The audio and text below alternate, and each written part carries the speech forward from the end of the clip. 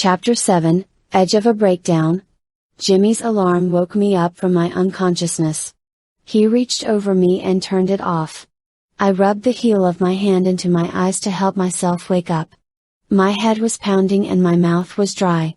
I looked at myself to see that I was only wearing that gray t-shirt again. Jimmy got out of bed and dragged his feet over to the bathroom. He stretched his arms up over his head and I watched the muscles in his back move. I needed to see what he did to me last night. I sat up and rolled up the hem of the shirt to look at my stomach and legs. There were not any marks. The 3 slashes on my arm burned. There was a blister at the base of my thumb from Tommy's lighter.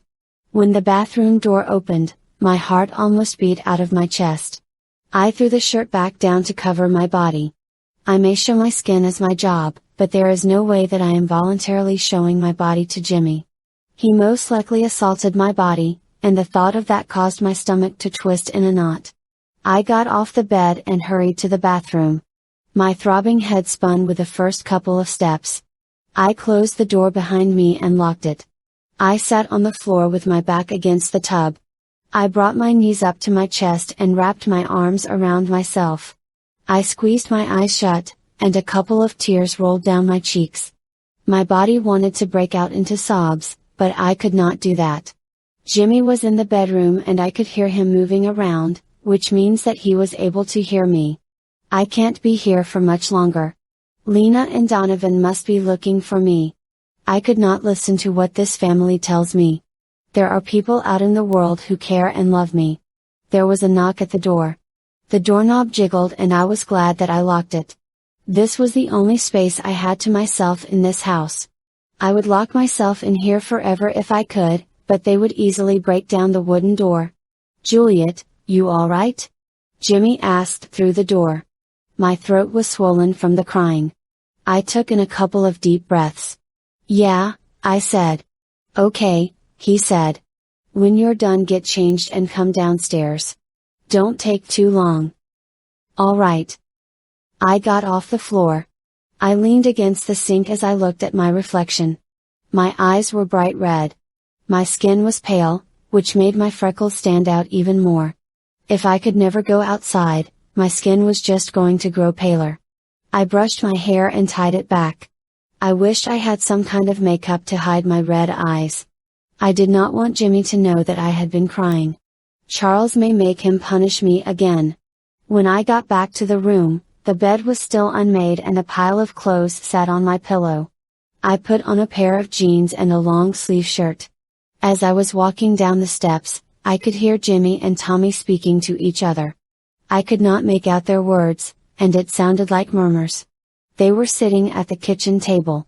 Tommy was shoving spoonfuls of porridge into his mouth. Jimmy was sitting with his arms crossed over his chest. His eyes were locked on me as I walked into the kitchen. A bowl of porridge sat in front of my seat. My stomach grumbled and I picked up the spoon. I have not had much to eat since I was kidnapped. Jimmy and Tommy watched me as I ate my food. "You're very shy," Tommy told me. I stayed quiet as I ate the porridge. "Don't give her a hard time," Jimmy said. "Jim, I'm just pointing out the obvious," he said. "This is all different to her. Anyone would be nervous."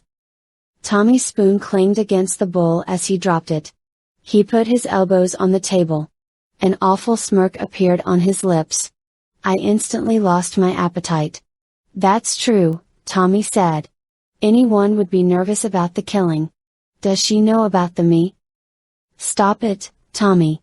Jimmy cut him off. His voice was loud and it sounded like Charles, which made me flinch. "Why?" Tommy asked. "Why can't she know? You know she's going to find out eventually." "I don't care," Jimmy said. "It's my choice when to tell her, not yours." "What? Are you saying that I can't say it out loud?" "Say what?" I wanted to scream from the top of my lungs. I bit down on my lip to stop myself. He was willing to tell me that he was a murderer, so whatever he was hiding must be much worse. I am kind of glad that he was not telling me. I feel like any more information on this family was going to lead to me having a complete breakdown. "Tommy, It's not your decision, Jimmy said. When you get your girl you can tell her whatever you want, okay? Now, go outside and help Dad. Tommy rolled his eyes and stood. You may be able to tell Juliet what to do, but don't think you can order me around, he said. He stormed out of the kitchen, slamming the door shut behind him. Jimmy ran his fingers through his long hair and shook his head. He can be so juvenile, he said. Jimmy picked up our empty bowls and brought them over to the sink. I got up and followed him. For some reason, I did not want to be left alone at the table. My body froze when Jimmy pressed his lips against mine. He ran his hands up my back as he pulled me closer. I tried to push him away, but I knew that it was no use. When he was done, he kissed my forehead. I've got to go, he said. Do your chores and we will be in for dinner. He tightened his arms around me so much that I was no longer able to move. He kissed my cheek. His grip loosened, and I wiggled my way to freedom. Be good, Jimmy said before he turned around. He grabbed his jacket off the hook by the back door. I watched him as he left. I could hear the click as he locked the door behind him. I let out a deep breath and turned around. I grabbed the edge of the sink and looked through the bars of the window. Charles' rusted truck sat on the gravel driveway. Charles was standing behind it pulling a shovel out of the cab. I dropped my gaze down to the sink and filled it full of water. I scrubbed the dishes clean. It took me a long time to find out where the dishes went in the cupboards. Parts of me wanted to bang on the doors and try to break them down. The stinging in my arm reminded me of what would be waiting if I did not do what I said. If I did not do these chores, Charles would make Jimmy punish me for sure. I walked around the house opening closet doors until I found the cleaning supplies. I grabbed a broom and swept the floor. I hummed to myself as I dragged the broom across the wood floor. I went behind the large staircase, and I saw a door. The door frame was scratched like someone had been clawing at it. The paint around the doorknob was flaking off. It must be the door to the basement.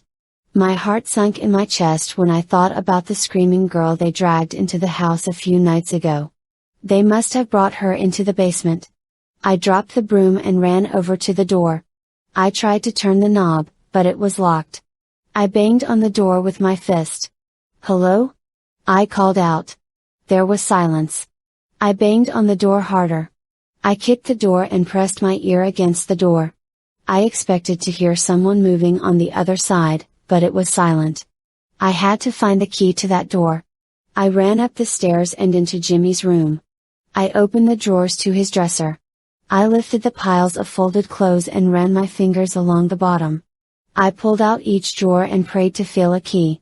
Cold metal touched my fingertips and my heart pounded in my chest. I grabbed the jagged object and pulled it out. It was not a key, but it was a silver dragon on the end of a chain. I sighed and shook my head.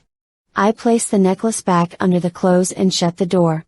I went back down the stairs and picked up the broom. I continued to do my chores as I thought about how I was going to get out of here.